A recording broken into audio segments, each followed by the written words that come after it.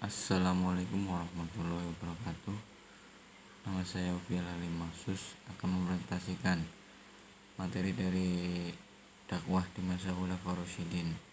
Khulafaur Rasyidin merupakan pemimpin umat Islam setelah Nabi wafat, yaitu pada masa pemerintahan Abu Bakar, Umar bin Khattab, Utsman bin Affan, dan Ali bin Abi Thalib, di mana sistem pemerintahan yang diterapkan adalah pemerintahan yang Islami karena berundang-undangkan dengan Al-Quran dan As-Sunnah.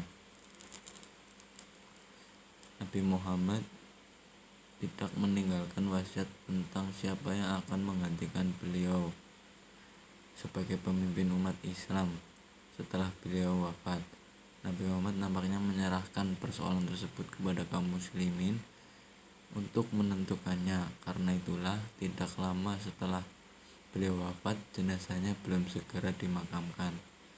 Sejumlah tokoh Muhajirin dan Ansor malah disibukkan berkumpul di balai kota Bani Sa'adah. Mereka menggelar musyawarah siapa yang akan dipilih menjadi pemimpin umat Islam sebagai pengganti Nabi. Musyawarah itu berjalan cukup alot karena masing-masing pihak, baik Muhajirin maupun Ansor, sama-sama merasa berhak menjadi pemimpin umat Islam. Namun dengan semangat ukhuwah Islamiyah yang tinggi, akhirnya Abu Bakar yang terpilih. Tampaknya semangat keagamaan Abu Bakar mendapat penghargaan yang tinggi dari umat Islam sehingga masing-masing pihak menerima dan membaiatnya.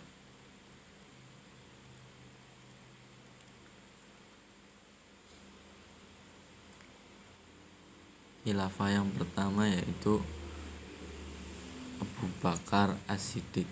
Nama asli Abu Bakar As-Siddiq ialah Abdullah ibnu Abi Quhafah Utsman ibnu Umar. Sanad yang keturunannya masih bersambung dengan Nabi, yaitu pada Ka'ab. Beliau dilahirkan 5 tahun setelah kelahiran Nabi. Adapun pengangkatan Abu Bakar menjadi khilafah dilakukan atas kesepakatan orang Muhajirin dan Ansor lantaran terjadinya kevakuman dalam kepemimpinan umat Islam pasca wafatnya Nabi.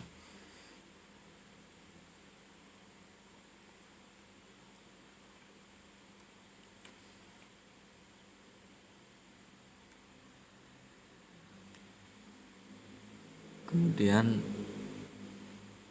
dakwah yang dilakukan oleh Abu Bakar As-Siddiq. Abu Bakar As-Siddiq memerintah selama 2,5 tahun, tepatnya 2 tahun 3 bulan 20 hari. Walau masa pemerintahannya sangat singkat, namun syarat dengan amal dan jihad. Di saat Abu Bakar memerintah, tiba-tiba Madinah dikejutkan oleh gerakan yang menggerogoti sistem Islam yang meluas hampir ke semenanjung Arabia. Bentuk gerakan tersebut ialah murtad dari agama Islam karena mengikuti nabi palsu, yaitu Musailamah Al-Kadzab, Tulaihah Al-Asad, dan Al-Aswad Al-Anasi dari Yaman. Kemudian muncul gerakan membangkang untuk membayar zakat karena mengikuti Malik ibnu Nawiroh dari Bani Tamim. Selain menghadapi rongrongan dari dalam Islam sendiri, Abu Bakar juga melakukan ekspansi wilayah keluar daerah di antara hingga mencapai Basharah, Qatar, Kuwait, Irak, bahkan hingga daerah kekuasaan Kekaisaran Romawi yang meliputi Mesir, Syria, dan Palestina. Gerakan dakwah yang paling menonjol pada khilafah Abu Bakar ialah pengumpulan Al-Quran. Alasan utama dikumpulkan Al-Quran ialah rasa kekhawatiran seorang Umar bin Khattab terhadap masa depan Islam jika kadar intinya yang menjaga Islam dengan Al-Quran gugur satu persatu di medan perang.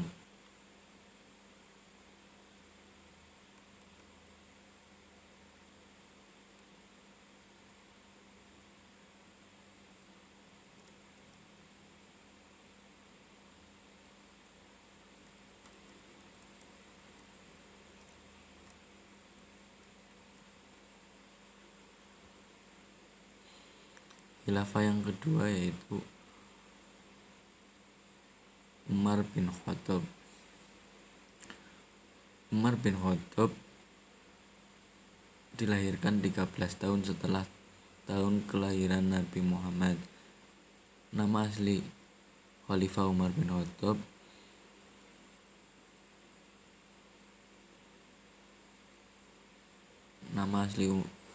Umar bin Khattab Ibnu Nufail Ibnu Abdil Uzza Ibnu Rabah.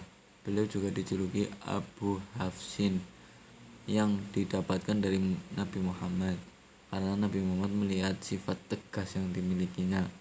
Abu Hafsin adalah julukan bagi singa.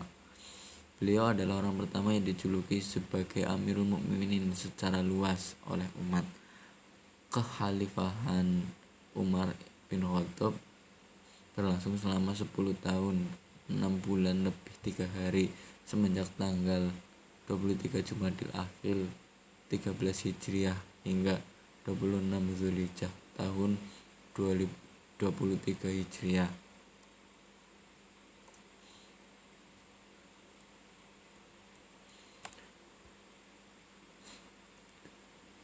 Dakwah pada masa Umar bin Khattab. Yang pertama, penyempurnaan Fath Irak.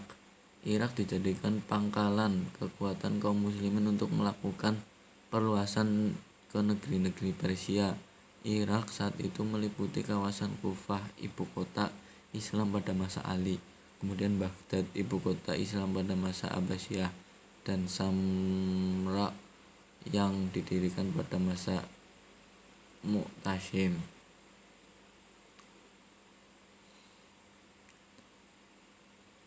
Kemudian yang kedua, Iran. Setelah Irak ditaklukkan, kemudian negeri-negeri lain pun di Persia juga ditaklukkan, di antara negeri-negeri seberang sungai. Dengan demikian habislah riwayat Imperium Persia. Yang ketiga, Syam dan Palestina. Ketika khilafah pertama Abu Bakar meninggal dunia, sedang berlangsung di Syam di bawah komando Khalid bin Walid, dibantu oleh Abu Ubaidah bin Jarrah, Amr bin Ash, Yazid bin Abi Sufyan, Syurabil ibn Hasanah. Ketika Umar diangkat menjadi khalifah, beliau mengangkat Abu Ubaidah sebagai panglima tertinggi untuk kawasan Syam. Khalid bin Walid dikirimi surat pengunduran dirinya saat perang sedang berlangsung. Pakar sejarah berpendapat peristiwa ini terjadi pada perang Yarmuk.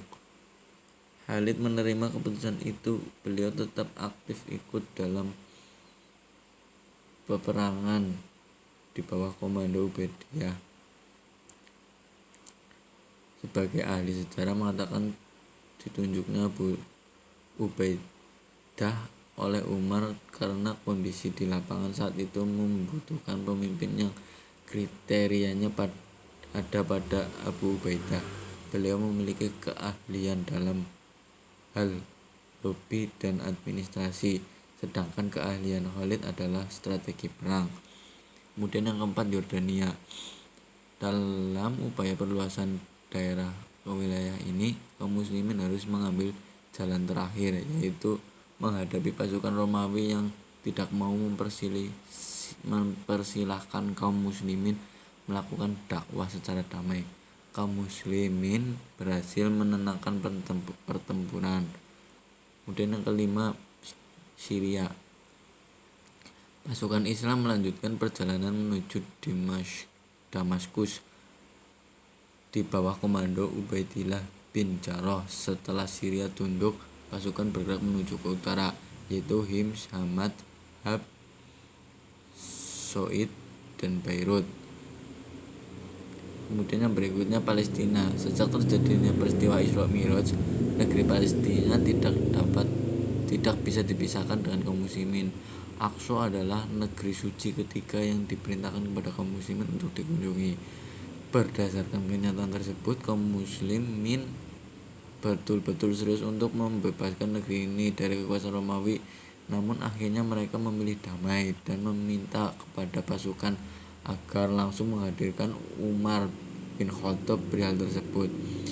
Di pintu negeri Palestina, Umar disambut oleh Patrick Ciprunius dan sebagai pemimpin kaum muslimin. Pada kesempatan itu Umar membuat kesepakatan untuk memberikan rasa aman, yaitu keamanan harta, benda, dan jiwa, serta syiar keagamaan kepada penduduk asli. Kesepakatan itu dikenal dengan Perjanjian Umar. Ketika waktu sholat asar, Umar menolak untuk sholat di gereja Kiamat, tetapi beliau sholat di luarnya. Khawatir di kemudian hari kaum muslimin mengikuti sunnah Umar. Perbuatan Umar ini menegaskan bagaimana toleransi kaum muslimin dengan orang yang tidak seagama. Kemudian ekspedisi kawasan Maghribi. Ekspedisi penyiaran Islam keluar kawasan Arab kemudian memecah diri ke beberapa penjuru. Di samping gerakan ke arah timur, mereka juga bergerak ke arah barat. Pasukan sebesar 4.000 orang prajurit muslim bergerak ke Mesir di bawah Panglima Amr bin As. Sepanjang perjalanan pasukan makin bertambah sampai mencapai 20.000 orang. Hal ini menimbulkan kesan bagi orang Islam telah membangkitkan daya tarik untuk bergabung dalam pasukan di bawah panji-panji Islam. Sukses kembali ada di prajurit berkuda kaum muslimin yang telah terlatih pula. Seruan kalimat Allahu Akbar di setiap medan perang tampaknya menimbulkan efek ganda. Di satu sisi berhasil membangkitkan semangat dan ketegaran bagi umat Islam dalam melaksanakan misi suci mereka dalam penyebaran Islam. Langkah selanjutnya yang dilakukan oleh Khalid bin Walid adalah menjadikan kota Heliopolis sebagai ibu kota Islam di Mesir. Dalam perkembangan selanjutnya, kota ini dikenal sebagai sebutan Kairo lama yang kelak menjadi ibu kota Mesir.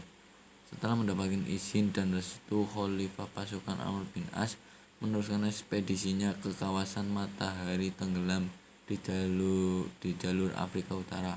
Dalam mukamas bahasa Arab, kawasan itu disebut kawasan Maghribi yang berasal dari kata Ghurubi Syamsi yang berarti tenggelamnya matahari. Tidak seorang prajurit dan orang Arab berhak atas kawasan baru itu. Semua kawasan dan kekayaan baru langsung menjadi milik Islam. Penguasa setempat tidak dipaksa untuk memeluk Islam kecuali atas kemauan sendiri. Mereka diberi hak untuk meneruskan kepemimpinannya otonom di kawasan mereka, namun tetap berkewajiban untuk membayar pajak perlindungan jizyah kepada kekhalifahan di Madinah.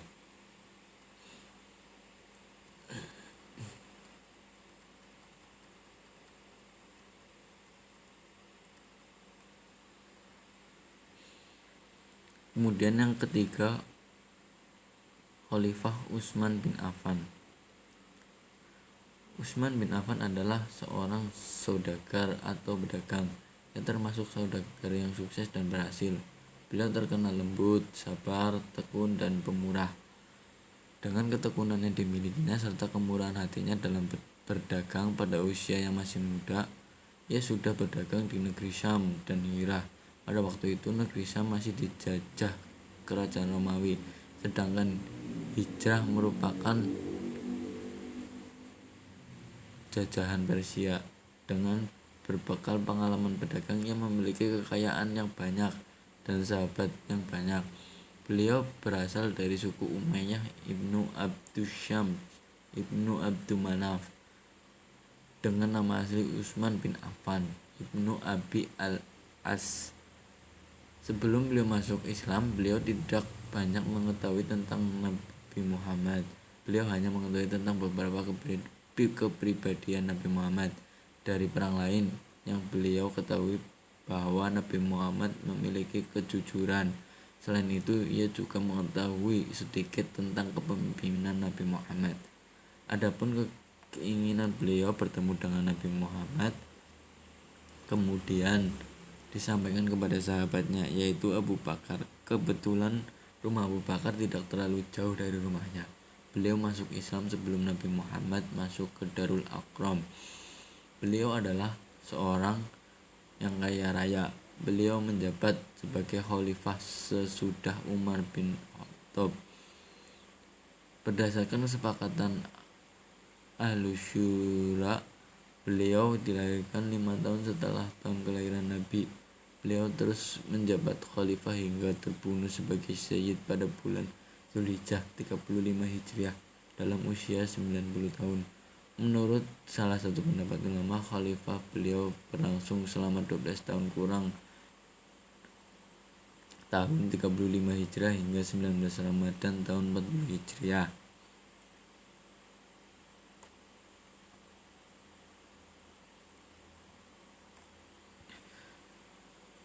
Kemudian dakwah masa Utsman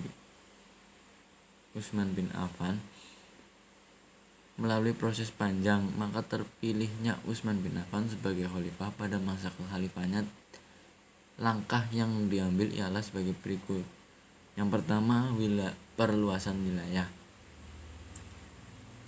Pada masa khalifah Utsman inilah pertama kali dibentuk angkatan laut untuk menyerang daerah kepulauan yang terletak di Laut Tengah. Masa ini juga dibangun kapal perang sehingga dapat menaklukkan wilayah hingga mencapai Asia dan Afrika, seperti daerah Herat, Kabul, Ghazni, dan Asia Tengah, juga Armenia, Tunisia, Siprus, Rhodes, dan sisa dari wilayah Persia. Yang kedua, sosial budaya. Membangun bendungan besar untuk mencegah banjir dan mengatur pembagian air ke kota. Membangun jalan, jembatan, masjid, rumah penginapan para tamu dalam berbagai bentuk serta memperluas Masjid Nabawi di Madinah. Namun pada pertengahan kedua pemerintahan Utsman retak ditimpa perpecahan yang disebabkan karena kebijakan Utsman dalam mengganti para gubernur yang diangkat Umar yang didominasi dari keluarga Bani Umayyah. Sebagai contohnya, Khalifah Utsman mengganti Sa'ad bin Abi Waqqas yang merupakan gubernur Kufah dengan Walid bin Uqbah yang merupakan saudara seibu Khalifah Utsman. Yang ketiga, penetapan Mushaf Utsmani. Umat Islam pada masa Khalifah Utsman dalam wilayah yang sangat luas dan terpencar-pencar sehingga penduduk masing-masing daerah tersebut membaca ayat Al-Quran menurut bacaan yang mereka pelajari dari tokoh sahabat yang terkenal dari wilayah mereka. Di Syria, masyarakat mengacu pada bacaan Ubay bin Ka'bah. Di Kufah, masyarakat mengacu pada bacaan Abdullah bin Mas'ud. Persoalan tersebut menimbulkan perselisihan di kalangan umat Islam. Untuk mengatasi hal tersebut, Khalifah Utsman membentuk sebuah tim yang bertugas untuk menyalin dan mengkodifikasikan ayat-ayat Al-Quran ke dalam satu mushaf resmi yang diketahui oleh Zaid bin Sabit. Mushaf tersebut dibuat 5 buah, 4 buah dikirim ke wilayah Makkah, Syria, Kufah, Basrah, dan 1 tinggal di Madinah. Mushaf hasil kerja dari tim kodifikasi Al-Quran pada masa khilafah Utsman yang tinggal di Madinah disebut dengan Mushaf Utsmani atau Mushaf Al-Imam yang sampai sekarang masih digunakan, bahkan digunakan di seluruh penjuru dunia.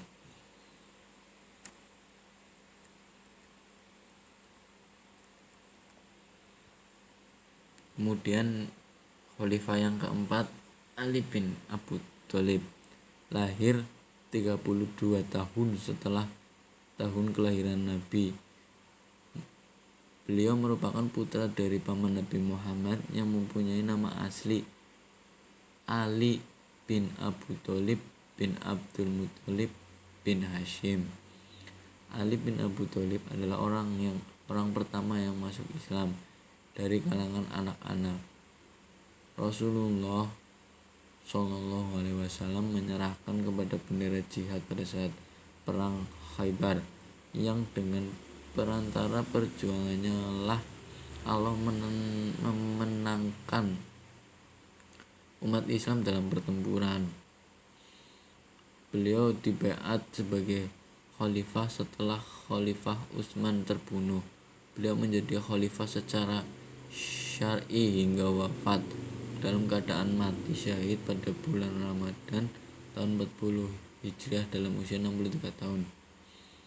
Khalifah Ali berlangsung selama 4 tahun 9 bulan sejak 9 Zulhijjah 12 hari.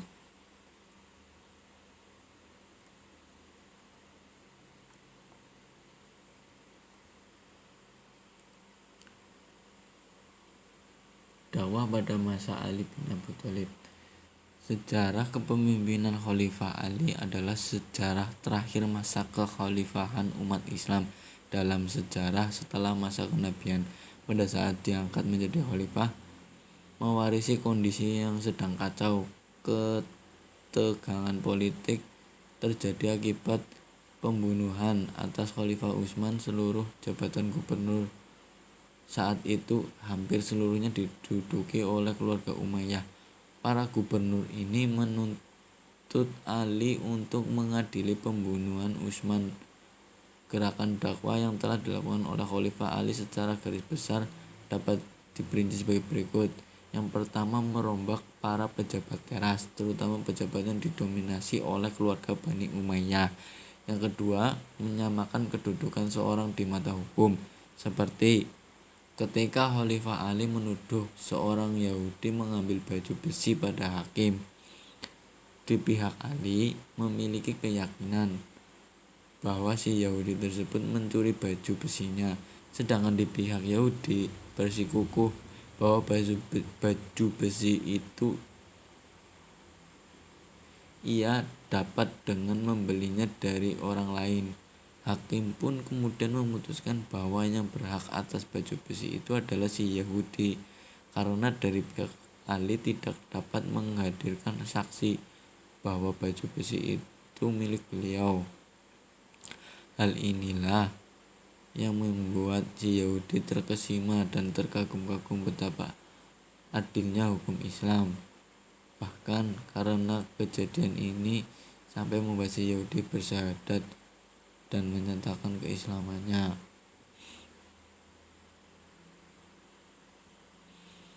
Sekian dari presentasi materi dakwah pada masa Khulafaur Rasyidin. Terima kasih. Wassalamualaikum warahmatullahi wabarakatuh.